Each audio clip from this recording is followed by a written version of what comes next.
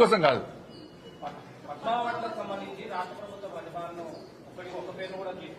రాష్ట్ర ప్రభుత్వం ప్రతిపాదనలు పంపే సమయంలో ఎవరి పేరు పంపాలో వాళ్ళ పేరు పంపాలి.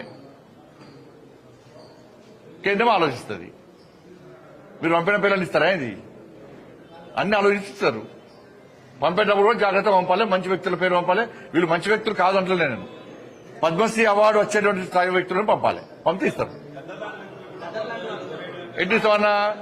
ఎట్టిస్తాం? గద్దరికి ఎట్టిస్తాం చెప్పండి అని భావాజాలం ఏంది? ఎంతమంది భారతీయ జనతా పార్టీ కార్యకర్తలను మర్డర్ చేసిన వ్యక్తులు ఆయన ఎట్టిస్తాం? మేము పక్కా అయ్యాం.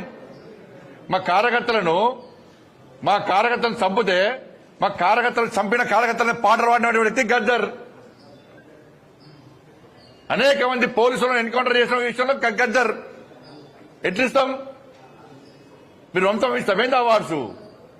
భయపడే ప్రసక్తి లేదు, వెనుకపోయే ప్రసక్తి లేదు.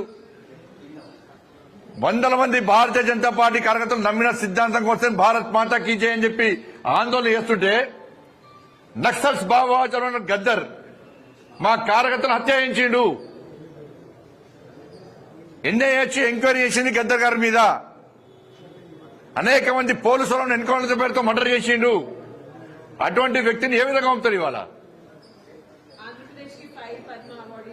ఇది ఈ రాష్ట్రము మరి పోయినసారి వచ్చిన ఇప్పుడు కూడా తెలంగాణకు అప్పుడు ఏమన్నారు? మరి అప్పుడు ఈ రాష్ట్రము ఆ రాష్ట్రము, ఈ ప్రాంతము ఆ ప్రాంతం అని చెప్పి ఎటువంటి ఆలోచన ఉండదు.